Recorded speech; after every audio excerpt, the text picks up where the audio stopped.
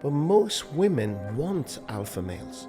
Most women want somebody to take care of them. Men and women are different. We're just born differently. We're born different, and we're meant to complement each other, right? Correct, not compete with each other. You went absolutely broke to rich again. I thought, what the hell's happened to my life? Aged 40 odd, 3 kids, multi-millionaire. Now I'm begging for a couple of $1,000s. A year and a half back, I was on the TV buying Ferraris on credit cards. And then I come here, I'm living in a maid's room. 6 months, my diet was 2 coffees and a sugar donut. We've got weak, untrained people going out in the marketplace and expect to win in life. If your woman is cheating on you, you'll never find out because they're so good at hiding it. But us, we're not that smart, right? We're eventually going to get caught out. Women these days, they're different. They're brainwashed by social media. No. Because they're comparing their lives with somebody else on social media, right? Not everyone, okay? Do you know what women search most? How can sex last shorter than not so long?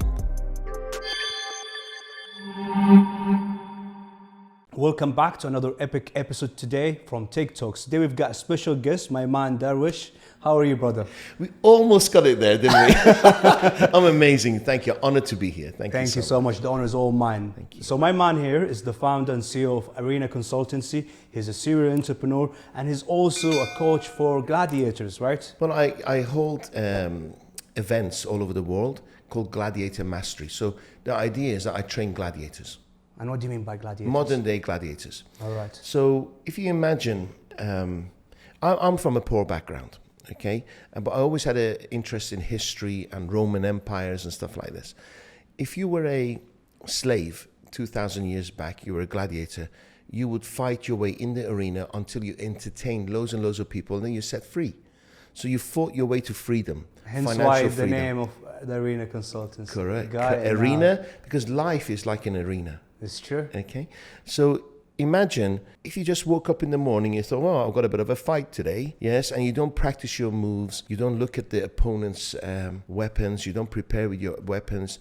You go unprepared. What will happen in the arena? You'll die in a second. That's true. 2,000 years forward, we've got weak, untrained people going out in the marketplace and expect to win in life. And then the moment you start a business, the bank manager tells you, don't worry, 80% of businesses go bust in the 2 years.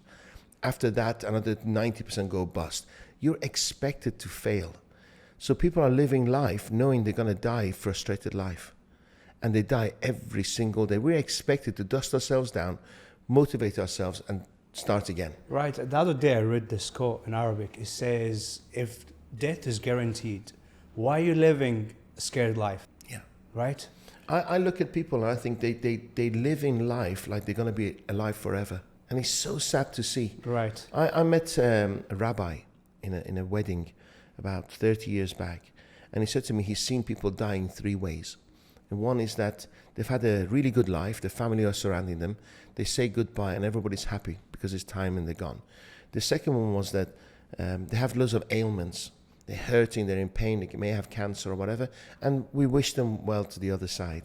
But the worst death is the frustrated life.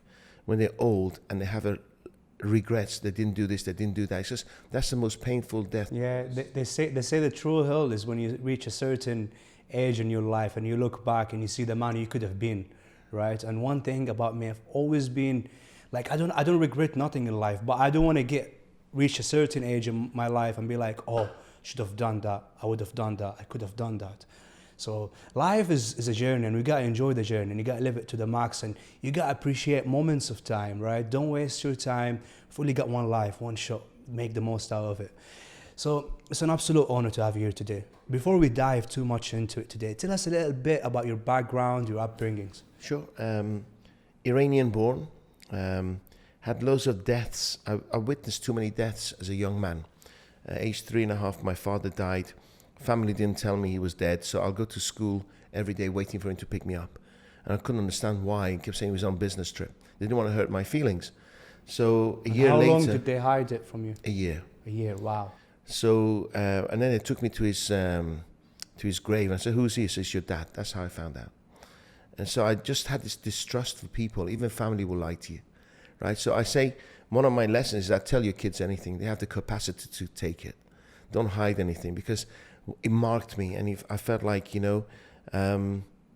since then, every single day of my life I count. I count minutes, I count hours, I count months, days, everything. How old would I be? How many days is that? So I've got an hour to achieve this. So I don't know if it's been a blessing or a curse. But at the same time, I don't waste time. Could be used both ways. It could be both. It's how you see life. It's how right? you see it, right? Yeah. And I believe like all the childhood experiences and all these trauma we've gone through shape us into the people we are today, right? Depends how you translate it. Exactly. Like the most successful people I've met, right, or even interviewed in this podcast, or even when you look at the most successful athletes in the world, they didn't become to where they are in this life without going through that struggle in, you know, early childhood and just coping with that life pressure. seasons, right? So Yeah. it's seasonal. You wouldn't appreciate the summer if you didn't have the winter.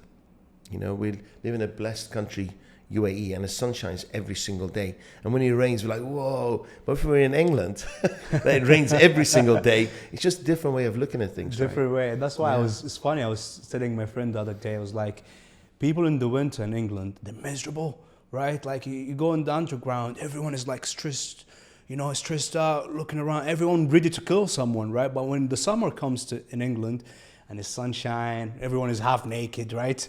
And like everyone is friendly, smiley, and yeah, it's different. It's crazy and how like the weather can affect our If you moods. look at the economies of the world, wherever the weather is grey and dark and cold, the economies do very well. And if you look at Spain, Italy, the southern Italy, they're not as productive as northern Italy because southern Italy, the sun shines. That's so Same true. in Spain.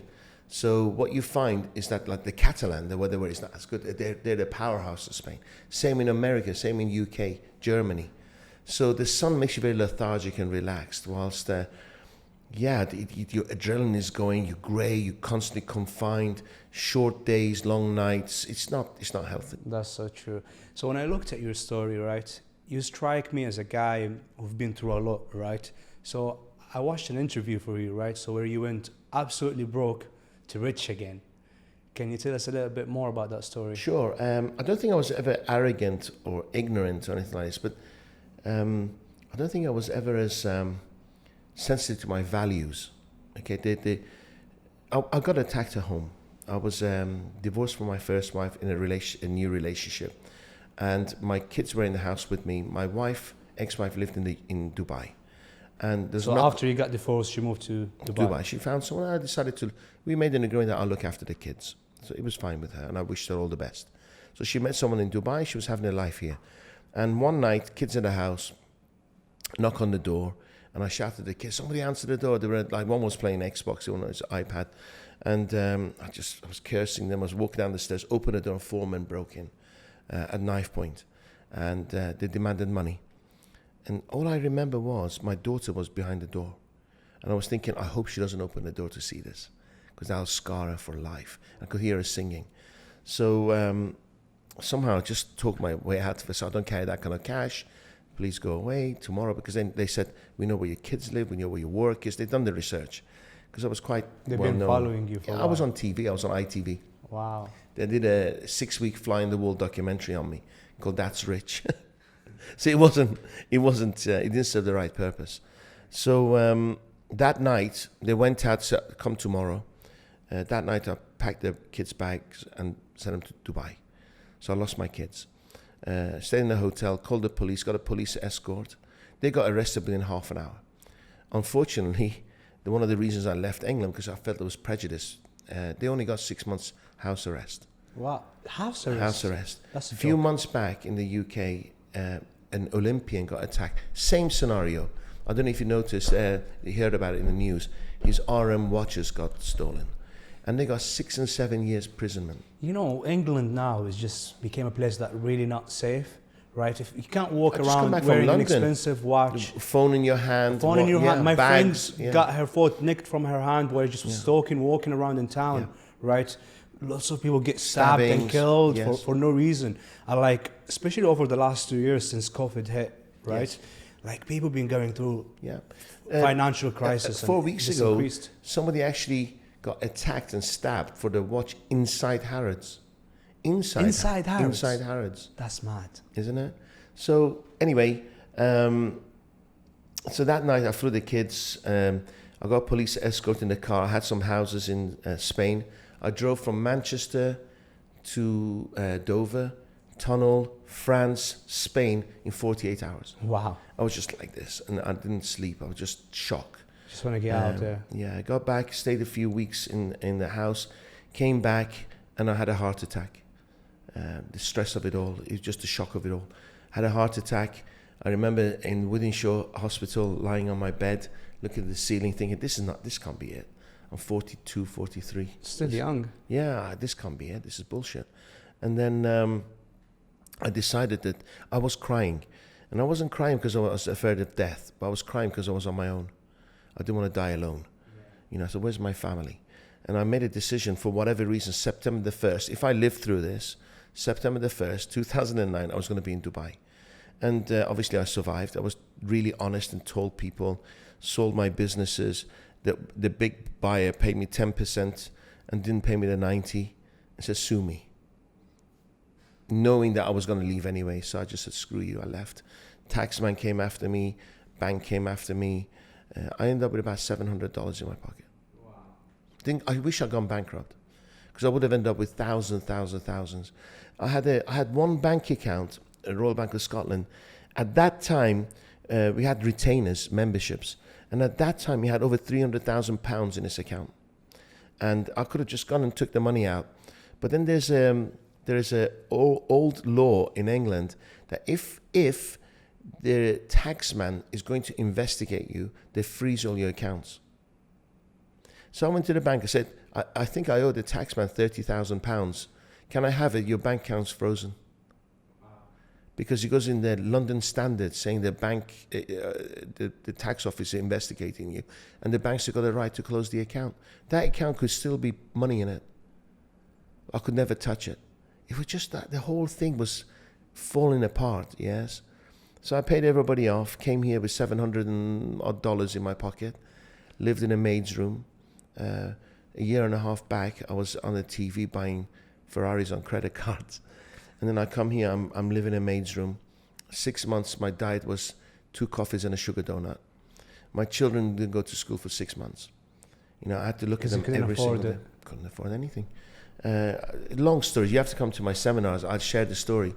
And I was going door to door, knocking on doors, because I could always sell. Originally, I was a salesman. And I was selling imagine I'm dyslexic, and I'm selling content writing services. Imagine how tough that was. Yeah. I'm writing content when I can't read or write. So anyway, the money slowly came in. And then what happened was I was going door to door, but every time I went to the 5th or 6th door, I was sweating because September, October in Dubai is hot. So I had to get a rent-a-car, but I didn't have money. So I found one of these rent-a-car. It was called AA Rent-a-Car. And they use one of these, old Visa machines. They don't do them anymore. And I knew because my Visa didn't work, it was blocked, right? So I thought what I'll do is I'll just use this Visa machine. And of course I'm a salesman. Within 30 days I'll pay it. They don't have to bank the card. Then, they don't realize there's no money in it.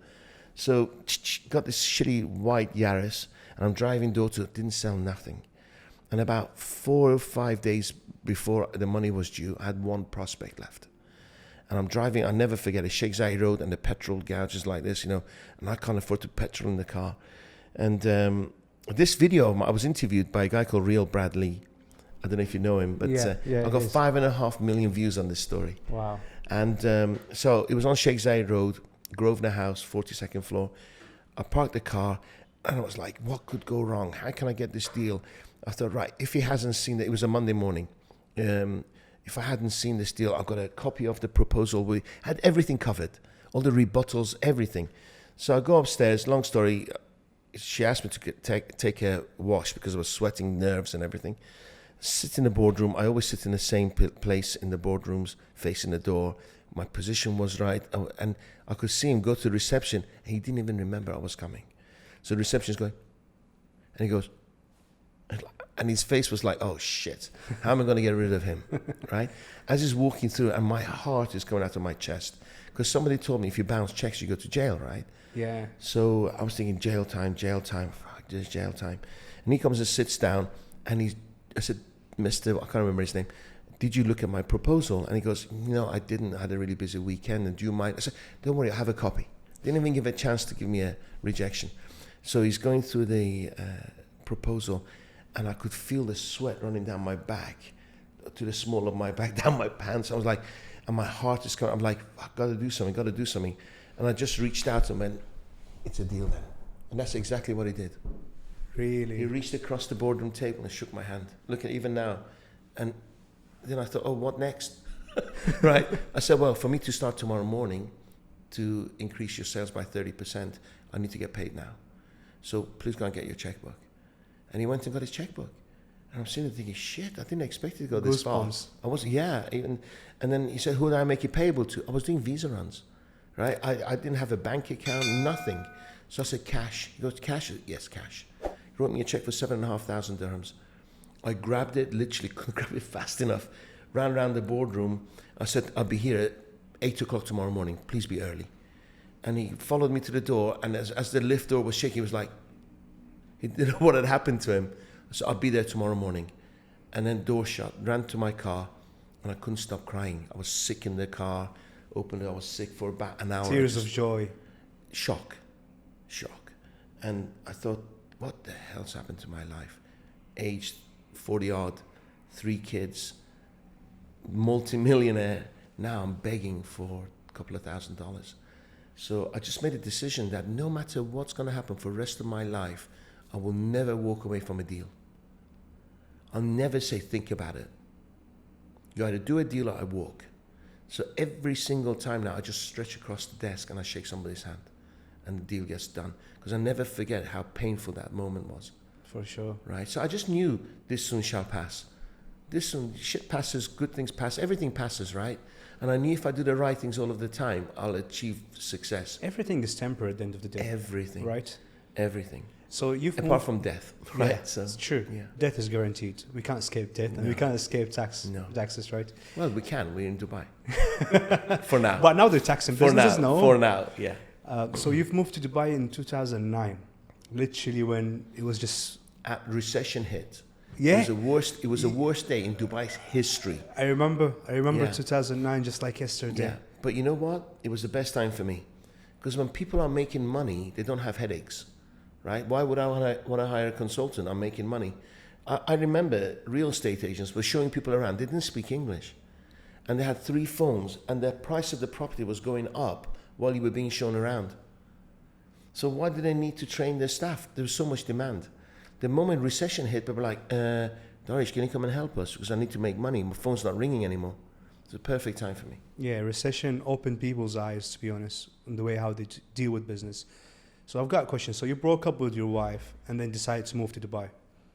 I'd already divorced, yes. Obviously after the attack that happened to you, the unfortunate event, right? Yes. Then you were like, that's it. So did that breakup, when it happened, just with the relationship? Yeah, the relationship. No, we drove. Actually, that finished before. It was about a year before. I'd already gone into a new relationship. Because I had a young child from her. So 2 kids from the previous, and the 3rd child was from my new relationship. Yeah. Because people usually deal with breakups differently, right? Someone else would have maybe start doing drugs, partying, alcoholic. Like other people like myself, we hit the gym hard, we work hard. I remember when I had my breakup, I was just training every single day. I launched 3 businesses, 3 are successful, managed to get my football league in London, associated by the London Association, guy publishing news articles in London in the UK 3 times, smashed it. Now I manage millions. I'm like, wow. But I'm always thankful for these kind of things that happen, unfortunate things that happen in your life, because they can either be a source of motivation or they can also push you back. But the fascinating thing for me, because relationships can either help you level up your game or you can help you downgrade your game, right? It depends. You know what it is? When all my life I was told I wasn't good enough, right? All the time I was told I was a loser by my members of my family. When you meet someone kind of reiterates that, or somebody leaves you, kind of magnifies and highlights what they've always told you. That's true. And then when you got no money as a man, you are in the worst place. Then you start thinking nobody's going to like me, nobody's going to like me. Right, because as a man, 3 things define you: who you are, what do you do, and what can you bring to the table? And if you ain't got these three things, you're miserable, done. you're useless, right? Yes. So we've got so much pressure on our shoulders. Yes. We're always expected to provide. Yes. We're always expected to be something great, right? And we've got to do it. We've got to deal with it. So it's just... I'm all into men's mental health. I mean, I'm a big follower of Andrew Tate. I really am. What's your thoughts on him? Well, I just did a post on it. I think here's the thing: the guy's good looking, the guy's wealthy, he's super intelligent, fighter. Yes, he pisses a lot of people off because you're only highlighting what most people aren't. That's the first. Or thing. afraid to speak about. Or afraid to speak. But what he does is, he speaks so much. I've never met a politician, Gandhi, whoever it is in the world, who speaks the right thing all of the time, right? So if you want to pick on 1% of something he said that may have been taken wrongly and edited just perfect to highlight, okay, he screwed up, right? Doesn't make him a bad person. I think he's a shining light to most men. He doesn't degrade because men and women are different. We're just born differently. We're born different, We're born and we're differently. meant to complement each other, right? Correct, not compete with each other. Exactly, and that's what they teach them these days. Correct. Oh, compete, be independent, go get your money. Like, no, relax, right? Yeah. Let me be me. Earn it. Earn everything. Whether you're a man, you're a woman, you're dark, fat, short, old, young, earn. And you know what is, brother? Like, I feel like women these days are so confused. They're so brainwashed by social media, by what they see, and they're like, they live in a bubble. Do you know what I think? I think men are fucked.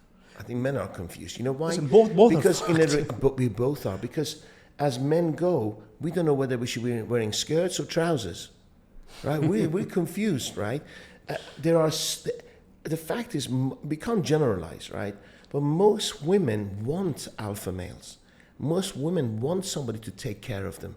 I studied, maybe I shouldn't say, I studied tantric, right? A woman has the most incredible experience if they let go and they trust their partner. When a woman lets go and fully trusts their partner, they're at the highest level. Interesting. Right? How can they do that if they got a weak man?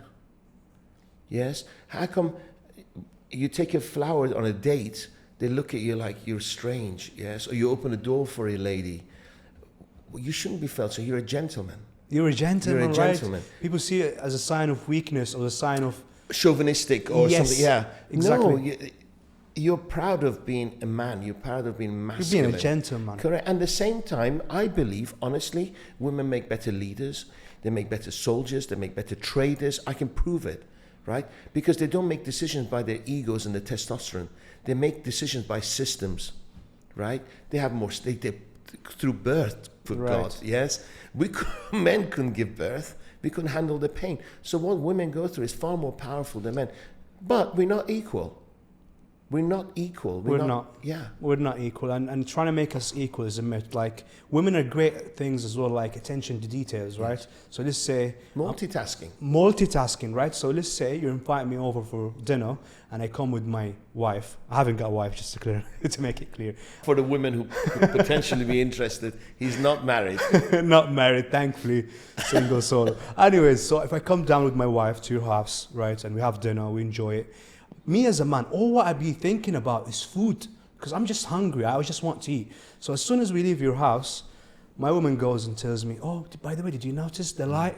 Did you notice the curtains? Did you notice how like their windows look like that? Their couches color, their sofa, the carpet. I'm like, wow, like they've got this attention to detail. So as soon as they step into a place, they scan literally every single detail. But we're us as men, we cannot do that. I'll give you this one, right? How many times you've been with your partner and you get caught looking at someone, right? Because we tunnel vision, right? Like this. Whilst women look more than men do, right? But they don't show it. Because they scan, right? They're scanning areas. scan, they never right. get caught. Yes, right? Because they it's could be true. talking to you, but they're scanning the man over there and this and that. But we like, and then we go, We show it. They don't show it. They're good at hiding it. So don't tell they me. don't hide. We just, the way they scan is different to men. We are tunnel vision. We have to stare because that's our target, okay? And it's like, oh, what are you doing? No, you can't even lie because you're there like this. Well, a woman can look at that person and talk to you and they're scanning that person and we'll never know. That's so true. They just never get caught. That's so true. They're, in a way, they're evil, right? Because you don't know, like if your woman is cheating on you, you'll never find out because Never. they're just so good at hiding it. But us, we're not that smart, right? We're eventually going to get caught out. The fact is that there's something called intuition or sixth sense, right? A women's intuition. Yeah, they have this. They know. Women know. The moment you walk, the moment you talk, they know. They just know whether they decide to deal with it or not. Okay, we're just stupid. Men are stupid. Really are stupid. That's so true. Yeah. Right, and like, you know, society make men feel like worthless. And like, when I look at certain men now, like in their 20s, all what they do is just play video games, slide into girls' DMs. Like, bro, what you doing with your life? Like, we don't have time to party. We don't have time to hang. Just get the job done. That's why I brought up Gladiator Mastery. Honestly, it is, because it breaks my heart. I love breaks that. my heart. You know, if I'm let's talk about dating, for instance, okay? When I was young and I wanted to date, I had to plan which bar or club or where I was going to go and hang out. And then we'll make calls, we'll go there, and it was a crap night. There was no girls there, no nothing. Then you go to a place another night, another week, when you suddenly see someone you like, you have to go over, approach them, break the ice. Now, you're a swipe to the left, swipe to the right. You know, when you got a date, she's probably got 3-4 other dates that week. You're not appreciating the person sitting in front of you. Also, like you're in a competition without knowing that you're competing with 100 other guys. Bro. You don't even know. You don't have a chance because she's thinking about tomorrow night's date. Exactly. Right? So what chance you got? Everybody, when I say to you, when you don't pay, you don't appreciate it. That's so true. When you don't pay the price, you don't put effort into it, you just don't appreciate it. Now you wonder why relationships don't last. Because nobody has to make effort. That's so true. It's so easy. That's so it's true. like information. When I want to know some information, I had to ride a bike, catch a train, get a cab, go to the library, and the book I wanted, the bugger was standing there reading it. And I stood there looking at it for 6 hours, and then he won't put the book down. I had to do it again, right? Now you're sitting on the toilet, you got all the information at your fingertip. That's so true. But it's true, like, listen, you can Google everything, but good luck finding the right information. Hence why we make the wrong decisions. However, if we've got the right source of information, then we've got a greater chance at making better decisions. Everybody needs guidance. Need guidance, and that's why, like, I feel what you're doing is great. It's adding to the society, it's adding to the community. Like this podcast, interviewing people like yourselves, showing people, inspiring people, providing them with knowledge and rich information. That's what we really need. We need more of these great content, more of these great conversations, and more great people like yourself. Thanks, man. Yeah, I've got questions. Anything. You know. So, because I personally believe being a successful salesman help you become a successful entrepreneur. So do you think being great at sales and, you know, chasing prospects, you know, proposing and doing all of that stuff help you become the man you are today? First of all, sales. The moment I say sales, people have this vision of a fast-talking car salesman, right? Selling you something you don't want. So that's changed. That's changed. When I was your age, people used to say to me, you make a great salesman. I think, oh, fantastic. Now, if somebody says that to me now, I think it's an insult because I was talking too much. I was a fast talker. Not listening enough. Not listening enough. Yeah. So the world has changed. The way we buy has changed the way we used to buy 30 years ago. There was a company called Vikings. I don't know if you remember in England. Papers and stuff like this. What was on the boxes? The picture of the chairman like this. And people used to believe the guy, right? Because his face is on there, he's pointing, and paper must be good, okay? But now, everybody knows about the products or services more than the salesman because they've Googled it to death. And when you leave, they're going to Google that and contact 10 other prospects, right? And there is so much competition now, and people are more aware of what's going around the world. Correct. So how do you become a great salesperson? First of all, you got to work hard. Sales is a numbers game, right? If you're not knocking enough doors, you know, you're in the shit, right? First thing is a numbers game. You got to work hard. And the fact is that if you're working hard and you got a bunch of prospects in your basket, if a couple of them go away, you're not stressed about it because you got a bunch of prospects. But if you have only 2 golden eggs and one cracks, you're stressing out because you were lazy feeding prospects. So it's a numbers game.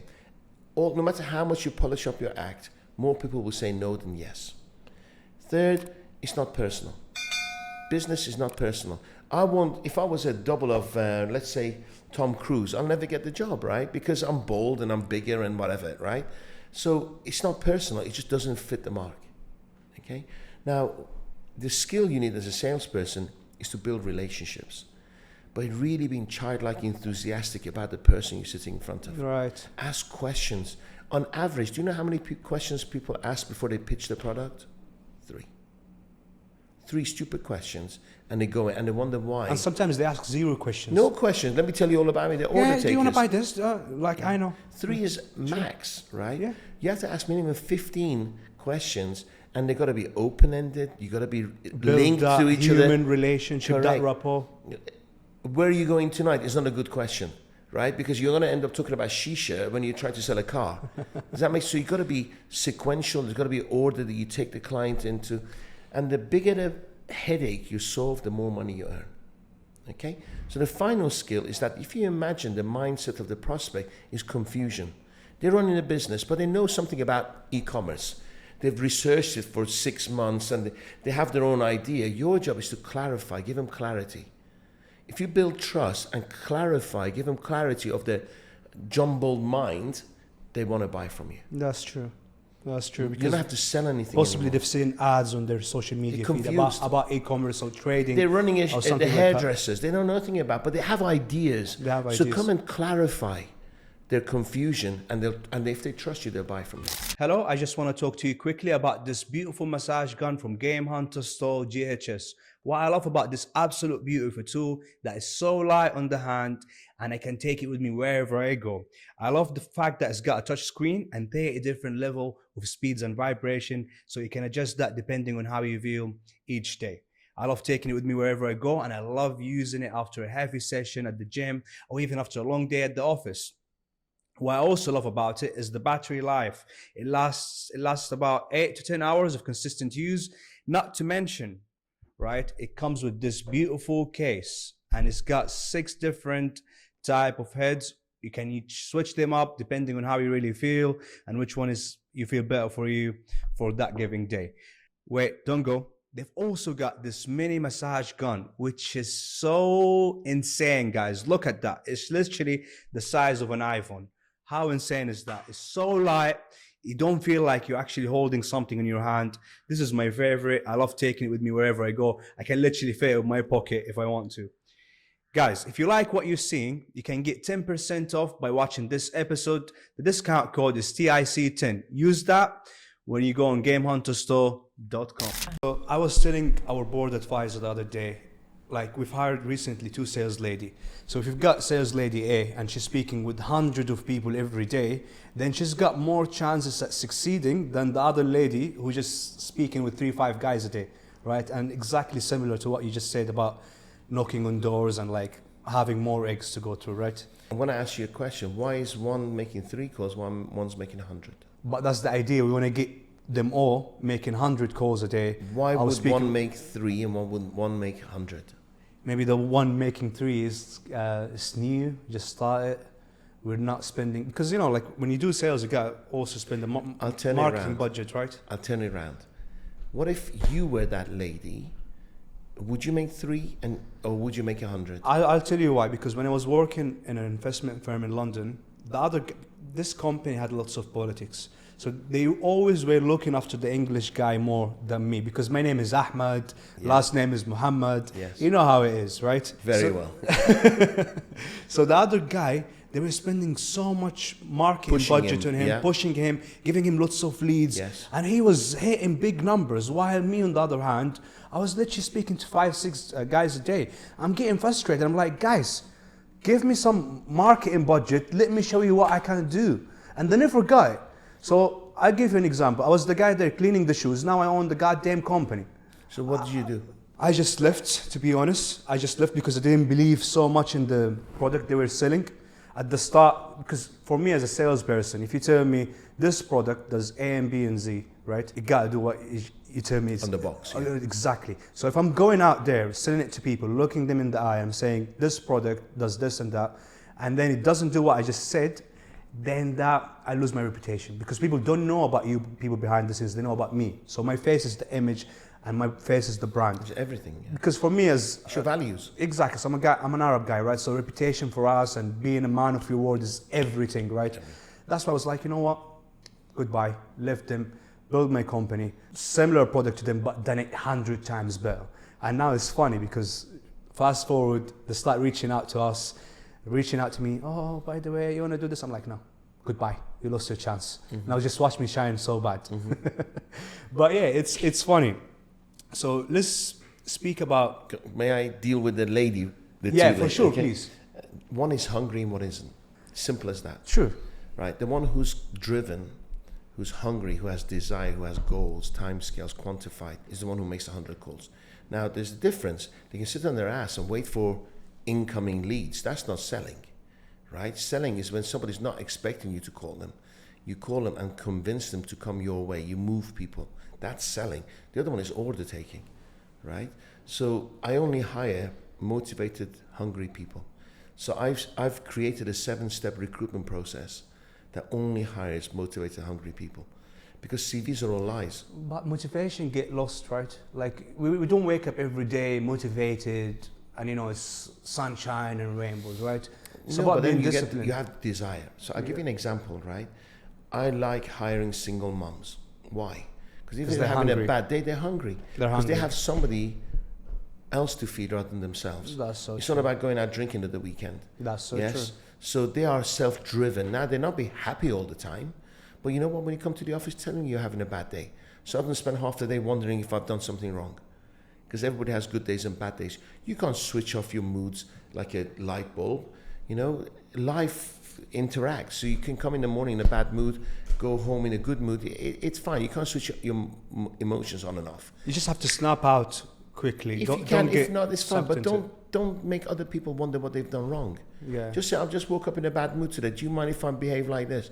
I did a project at school when he said, like, would you want people to wear the moods as a badge? So you actually walk around and say, leave me alone today. I'm in a good mood or a bad mood. What would the effects be in society? That's interesting. If you didn't have to guess what people's moods were in. That's interesting. So, yeah, as long as people aren't wandering around you, what's up, what's going on? Is he mad? Is he moody? Just, make other people be a pleasure to work with. That's so true. Be a Because we force don't for wake good. up every day motivated. And one thing I've also learned as an entrepreneur, right? So at the start, I was looking for experienced people, people that are skilled, right? But then I said to myself, no, I've got to invest in people that got the mindset, because skills can be taught, experience can be taught. Yes. And funny enough, like when I start doing the interviews, I make sure I spend the first 80 minutes or 45 minutes just talking about mindset, motivation, making sure the other person is just as hungry as me and really want it bad. And like one thing I struggle with is like people at the start are like full of energy. Yes, I'm hungry. I want to be successful. I want to be this and that. But then 2 or 3 days later. You know why? Because they want a job, just over broke. They're desperate. They're saying, are you organized? Totally. Are you motivated? Absolutely. It's all rehearsed. So why aren't we changing the way we recruit? Because we're recruiting exactly the way we did 30 years ago, 40 years ago. And if anything, we give them a psychometric test, But the fact is that what does the salesperson, how do they see money? What's their feeling towards money? Do they like money? Do they think money's the root of all evil? Do they think money's hard to come by? Because their actions prove their beliefs, right? And so that's why you find people with entrepreneurial parents tend to be great entrepreneurs, right? And somebody whose father and mother are accountants or librarians or lawyers, they tend to be not entrepreneurs, because they see the downside of things. They always see the argument, the pain into something. So it's our conditioning. I've actually started a program called Junior Gladiator Mastery, because I deal with juniors now before they get messed up as adults. Because when you already had beliefs like politics, religion, money, deaths, things like this, you fight for it.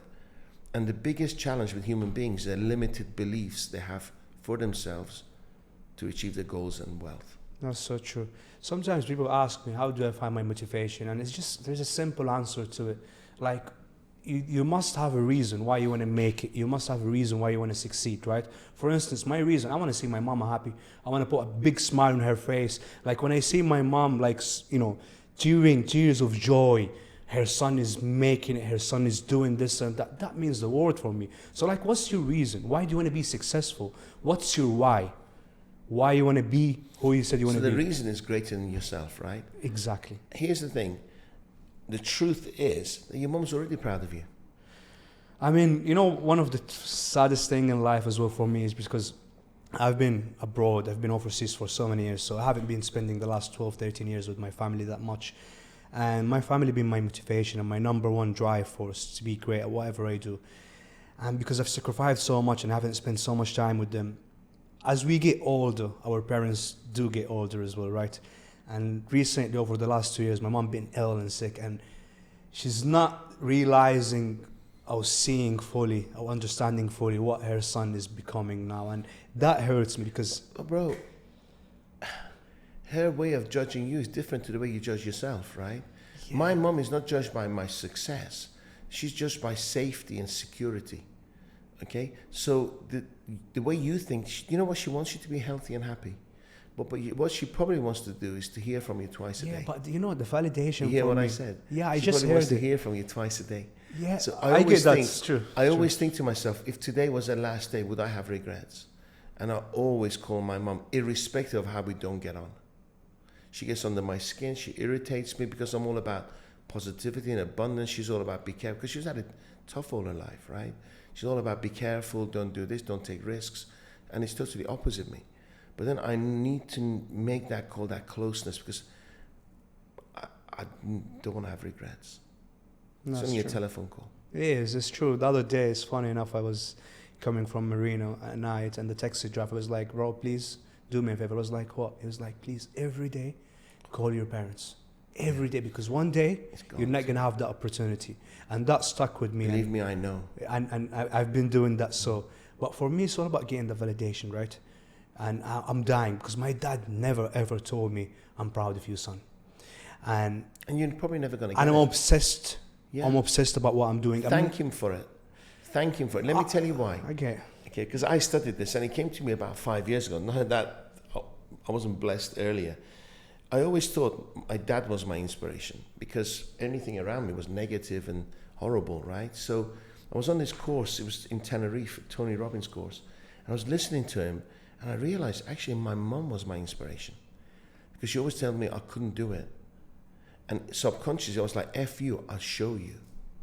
You with me? Yeah. It wasn't a DNA from my dad. I don't know. I heard he was an entrepreneur. Yes, but I had in my image that he was this perfect human being. He probably had his faults and he probably messed around or whatever. Yes, no one is perfect. Nobody's perfect. Yeah, but I had this perfect image. But then I actually phoned my mum and said, "We haven't seen each other for 4 years. What are you doing at Christmas?" Nothing. Since then, we've spent every Christmas together. Because although she still gets under my skin, I said thank her for giving me the inspiration to show her that boost. And the way, you know what it is, the way they see life is different to the way we see life. That's so true. Okay, you're never gonna get, because you have to look at the way he was brought up. He probably never had many hugs. His parents never told him they were proud of him. So he's just doing it to you. That's so true. So thank him for his lack of love and appreciation and showing it. Thank you for inspiration and never demand anything more. You love him as it is. I love that. Yeah. I love that. That's really touched my heart. That's really touched my heart. Thank you for that. I appreciate it. So now we've got this successful business, right? And you give big, massive speeches. You teach gladiators, like you said. How did you come about it? How did you get the idea to start it and make it this successful? And also the second question, what obstacles and challenges you've had to face to get to where it is now? Every day. You know, I look like Donna White. Okay, and I look like Mr. Wonderful of Shark Tank. You actually do a little bit like Mr. Wonderful. And who else? Joe Rogan. Joe Rogan, And you know, when people mistake me with them, I say, you know, one day they'll mistake them for me. I like that. I don't queue. I don't queue for nothing. I don't go coach economy. Even when I had nothing, okay, I didn't cut corners. Because I always say, this is the way I am. And society and environment tries to tell you you're below what you are. So know your standards, never drop them. Your standards are everything. So every single day I get challenges. Do you think I had staff who I hired wrong and they badmouthed me? Do you think I've had people who take my course, they don't implement nothing and they say it doesn't work? Don't you think people judge me, they've never been to my courses? Don't you think people hear me effing blind, they don't like? I've been in Tony Robbins seminars people get up and walk out, and they pay like $2,000. I said, why are you walking out? Because he says dollars and not pounds. Like, who gives a damn? Just listen to the message, you know? Like, there's trigger points for everyone. I've stopped caring. I was the kind of guy who go to a party of 100 people and they say, that guy over there doesn't like you. You ruined my night. Now I just choose to focus on the 99 who do like me. Does that make sense? Yeah. 6 years ago, one of my students came to me and said, hey, I do these seminars and I have a slot available. One of the speakers cancelled. Would you speak on this seminar? I said, sure. It was the last slot on the second day. It's called a dead man slot. Everybody wants to go home. I turned up. There's about, 100 people in the room.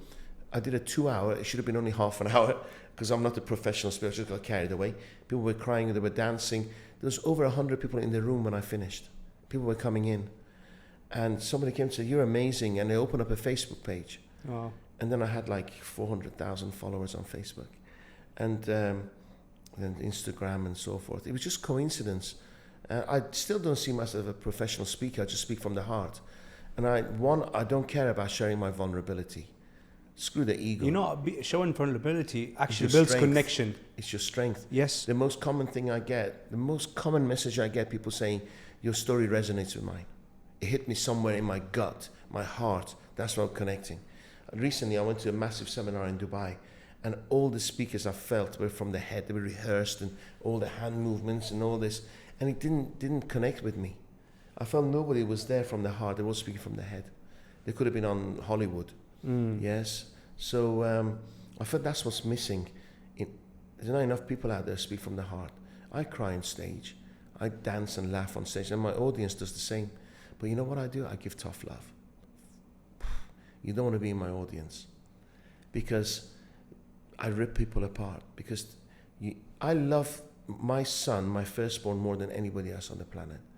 And he's very, very successful. He's a multi-millionaire, 29-year-old man, a young man. Nobody says he's been lucky because they see how I treat him. Because I'm preparing him for the day that I'm not going to be around. Does that make sense? Yeah. So he's ready to stand up his own 2 feet. He does.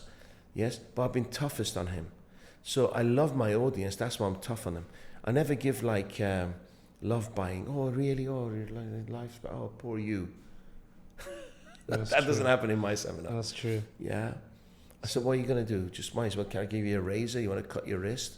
Or do you want to make a change? So you're not the guy that give them a hug when they need it. You're the guy to show them how to win when they most need it. I give them tough love. Yeah. I tell them what they have to hear, not what they want to hear. Exactly. And then if one of my students or whatever cries, and somebody else gives them a box of tissue, I said, get their back down. Don't start breaking in their path. Let them go through their shit together by themselves, not with you. Okay? And all you're doing is love buying because you're helping them to be loved back. So you need help. Let them go through the shit by themselves. And then I give them the tools. You break them, you build them, and they're fresh. But it's all about implementing these tools, like you said. Yeah. But here's the thing, what annoys me or upsets me, saddens me, is over 90% don't do anything. Yeah. They go, yeah, they don't do anything. It's true. Like, I think one of the episodes I had Abdurrahman Afir. He's a British guy and he's a leadership consultant. And he was telling me, it's not about... He's the guy who wrote the book, right? He's Abdul Rahman. He's a Afir, young the bearded guy. No, I don't know him. No, yeah. He's the British Muslim guy. Oh, okay. He's well known on social media. Wow, okay. He's brilliant. So he was telling me, it's not about the workshop we do. It's about implementing what we've just spoke about for like 1 hour or 30 minutes. Yes. Because if you don't implement them, you didn't. And if you don't implement it, you start beating yourself up, right? Yeah. And you're like, I'm a loser for not doing it. I'm not a loser for not taking action. The best aphrodisiac on the planet is action. Move. Make the call. Right. Right? And you inspire yourself. The less you do, it's like when you sleep a long day, you're always tired. You get up early, you exercise, you're always fresh. So, what one advice would you give to your younger self? Oh, young entrepreneurs now that trying to make it in life. 2 things, if you don't mind. Act as if. Because nobody invests in a desperate person. Nobody. I've been there. Nobody invests because they always think there's something wrong with you. They don't realize you're just going through your seasons. And learn from the best. So don't go to one person. I don't have one guru. I have a spiritual guru, I have a money guru, I have a business guru, negotiation guru, love guru. There's different gurus. Get advice about money from rich person. Get advice from, love from Gandhi. And they don't have to be alive. There's enough stuff on the internet about how those people in the past lived. Find your gurus and find out little things that they did that made them great at what they do. I love that. And what would you say is the most exciting project you're working on now at the moment? America wants gladiators. It's the capitalism of the world, right? So actually I make 3 times to 4 times more money over there than I do here. Really? And yeah, absolutely. They love talking about money. Yes, true. Most people here have issues about money because, not local population, one of the expats, they're not from rich backgrounds, right? There's just been like brainwashed and British, customized. stiff upper lip and all this business. So the most you achieve as an Englishman is to own your home. This seminar, I have people from America, Billionaire coming over, that booked me out for a whole of summer of 2023 in the States. So we're doing a whole tour of Gladiator Mastery. They love it. And when I get paid $10,000 an hour, I get paid 3,000 dirhams an hour here, or maybe $2,000 an hour here. So the potential to, and also 95% of the personal development market in the world is in the States. It is because it's so competitive there, and everyone is hungry for it there more. They're hungry for it. You name me a business that's not competitive. Everything's competitive. That's so true. You just got to step up. You got to step up, and you got to have the best in your team, right? As if you were do you watch football? Yes. Right, exactly. Let's say tomorrow you're playing the Champions League final. Yes. Right? So you're competing against the best team out there. Give me Real Madrid any day. Experience, hunger. Exactly. They have the best in the team, right? So when I started my business, I always was looking for freelancers, cheap routes. And I was like, no, this is not the way to go. Put my ego on the side. I'm not the greatest at what I do. But how can I become better and compete with these guys next door who've got the best in the team, hire better people than me in the team? So because eventually you're competing with the other guy, he's got the best in goal, the best in defense, the best in midfield, the best as number 9. You gotta have the best in your team. And reward them. Exactly, reward them. Otherwise they'll leave. Yeah, or exactly. set up the company against you. And one thing I learned is like, I'm not making them feel like they're working for me, I'm working for them. Wow. Right? So I'm working for you. I'm doing my best so I can increase your pay. I'm doing my best so we can do this. And because they're human at the end of the day. So if the sales lady comes and like, Ahmed, this happened today, take the day off. Please don't touch the phone. Don't be behind your screen until if you're 100%. No, I'm ready. I want to work. No, please go outside, enjoy your day. That's it. Because they're human at the end of the day. And then when they see that sort of appreciation, they'll give you back 10 to 4. Exactly. They give their heart and they'll all take a for bullet you. for you. They'll take a bullet for you. Yeah. If you take a bullet for them, they'll do that, in return. Exactly. So when you go home, do people recognize you? And is that a good thing? And home, I mean UK. No, nobody recognizes me in the UK. And the funny thing is, nothing changes in the UK. And that's why most people like the UK. Because the same old woman is working the same corner shop. Nothing changes. If you want to build a bridge, it's 20 years of councils and votes and back and forth and stuff. Nothing ever happens. And most people like Europe because nothing ever happens. We like Dubai because everything happens quickly. Quick and fast. Yeah. And they want to be the best at everything. That's why it's attracting all the top people in the world. Right. Like every wealthy or every rich European person, they're having a second home here in Dubai. They're moving to Dubai because one is so safe and there's so many opportunities. Infrastructure, everything's positive. Like when you're in the UK and you go to the restaurant down the corner, right? Who are you going to meet? Big Jake or Big Dave from around the corner who ain't got nothing in their life, right? But here when you go to a restaurant, out of 10 people you meet, 9 of them at least millionaires and they're successful in life. They just have a positive conversation. Yeah. You talk about opportunities, you talk about abundance, not scarcity. You talk about love instead of lack of it, and you talk about love instead of pain. It's just a positive energy here.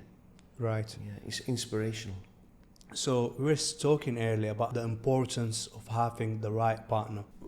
With my kids, thank God I got 4 beautiful kids. God bless. When I was coming to Dubai, a very wealthy friend of mine phoned me up and said, "Can I give you some advice?" I said, "Sure." He goes, "It's about your kids." I went, "Oh God." Okay. And he's the kind of guy who slaps his kids in his factory and stuff like this to teach them a lesson. And so, okay, tell me, because well, you give your kids too much love. You tell them you love them too much, okay? And I said, with all due respect, you could have given me any advice, but not this one. Because how many times people form relationships to fill a hole in their life? Their cups are empty and they're looking for love to fill it. And I've done it in the past, right? But then if you have kids who become adults and their cups are flowing with love, they only form relationships that adds value to their lives, not because it fills a hole, right? So love yourself first. Love yourself first, and don't seek love from anybody else. I love that. Get them to add value to your life and more abundance. That's so true. You gotta love yours and live yours, because there's always gonna be someone who has a prettier partner than you do, a better car than you've got, more successful than you are, bigger house than you've got. There's always gonna be someone who's got it better than you, right? But if you don't love yours and appreciate it, you don't have that gratitude. Well, it's not, what we discussed this earlier during the break, was that it's not about looks, is it? It's about that connection, it's about those values. And, you know, just because you think that blonde is nicer than my blonde, what about the brunette? You know, what about the short pudge? There's someone for someone, right? There's somebody for somebody. That's true. You know, there's unhealthy people for unhealthy people. You know, short people, tall people, tall people. There's always there's 8 billion people on the planet, right? We don't judge by our own way of thinking or by our own values. But the fact is that, end of the day, after that initial connection, we're looking for something deeper. And they have to enhance your life. Right, and that's why you see all these girls, they move to all these bodybuilders, Love Island looking guys, Women right? don't like bodybuilders. No, but they get attracted to it initially, right? But then after a week or 2 weeks, oh, he's a bastard. He did this. Well, no, actually, here's the thing, right? They already know they're bastards, okay? They just choose not to see it. I was in a course whereby 2,000 women had to vote for the most attractive men in the... So 2,000 men got on stage, and women will vote who's the sexiest man. And it went from 2,000, 1,500, 200. And the finalists were 12 people. And they were bodybuilders, really good-looking guys. Do you know who the women chose? The one with the nicest smile. They must be smart women who chose the... Well, the thing is, you know what they want? Women want somebody safe. Yeah, but I'm talking about like the modern era. Women these days, they're different. They're think. brainwashed by social media. No. Because they're comparing their lives with somebody else on social media, right? Not everyone. I'm telling you now, this men... Okay, if you go back home in the UK, Can right? I ask you, when it comes to sex, okay? Do you know what's the most searched, when it comes to sex, men, what do they search most? What? How they can increase the size of the penis. It's true, yeah, I've heard that. Okay? Do you know what women search most? Well, how can sex last shorter than not so long? Really? Men think they got to have huge penises and make it last a long time. Men think the way they think. Women just want somebody... If you look at dating sites, what's the most common requirement? Somebody with a sense of humor. It doesn't say somebody with a six-pack. I agree. Everything you've just said is gold, right? But now what let's say you're in Tinder. Women will only swipe right for the bodybuilders and Not the guys who got necessarily. the abs. Yes, No, 100 million %. You know what? They might swipe right, but then along the way, they date the one with the nicest smile. I promise you. But you can't generalize. I disagree with you to a certain extent. We have to have 100 women here. No, because trust me, because if you go back home and you ask her, what are you looking for in a man? Tall, dark, handsome. 3 things. They're never going to say sense of humor, I promise you. Great personality, confident. Later, if the first, all the 3 things that match, tall, dark, and handsome, then, okay, oh, he's got to have a nice chat. Oh, he's got... Trust me. We have to I think we're going to need another episode for this. We have to this. agree to disagree. And the funny thing is, right, the same thing happened on this course to women. And men had to choose for the sexiest woman. And 12 were left. 10 of them were models. Do you know who they voted for, the men?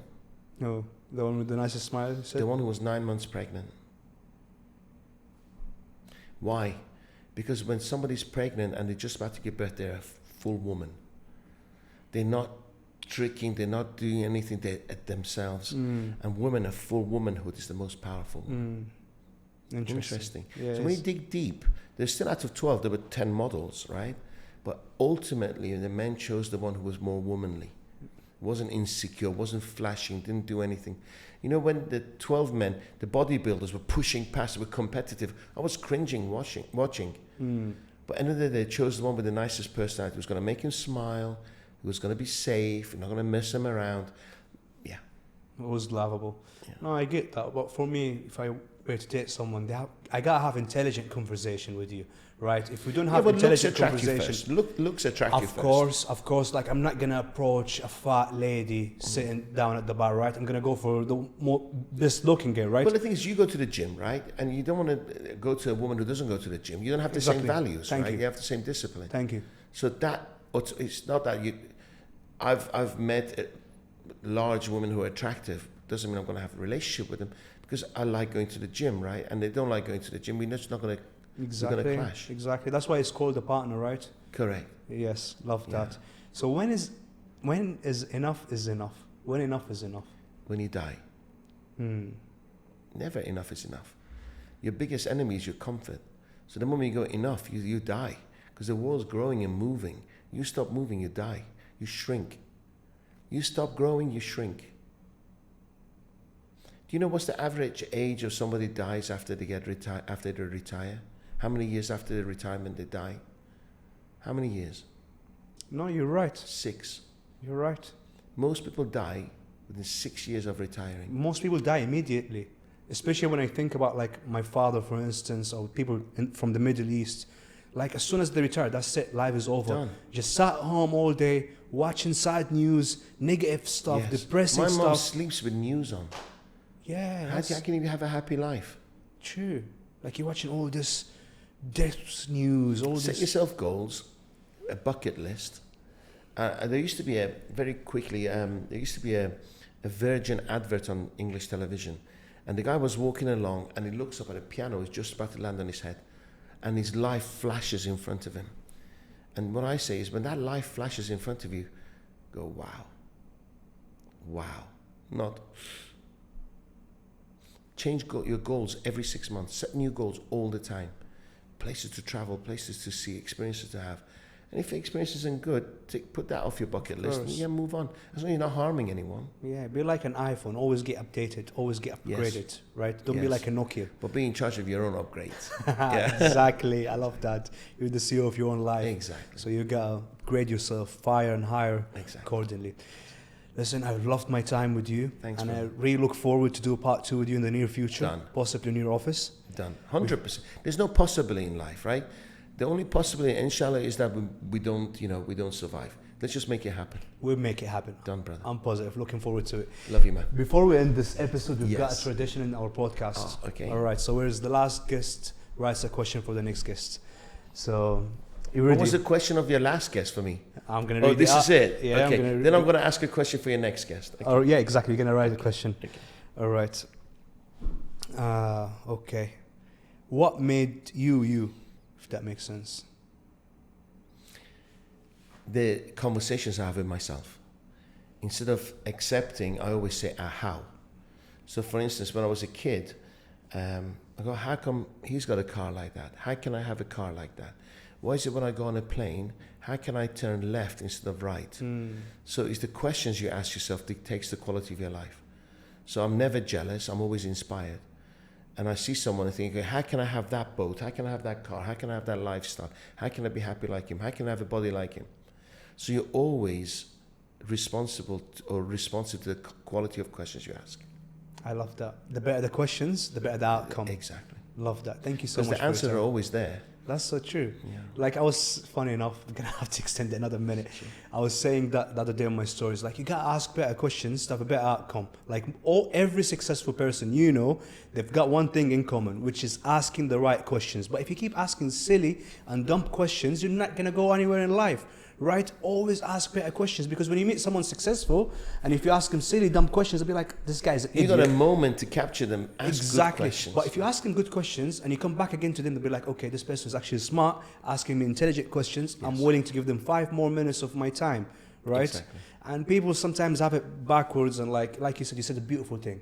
Right? When you see someone have nicer things in life than you, inspires you. But people take it as a show off, or they get jealous. Man, in England, I had a Ferrari. Somebody would scratch it with a key. Somebody had a dump on my bonnet on my Ferrari. I came out of the restaurant, I had to clear the dump on my bonnet. Horrible. And then here, people take photographs. There's a difference for you. Interesting. Thank you so much for your time, Thank brother. you, man. Appreciate you. God Thank bless. You. I salute you. Thank you. I salute you too. My gladiator. Thank you. Thank you.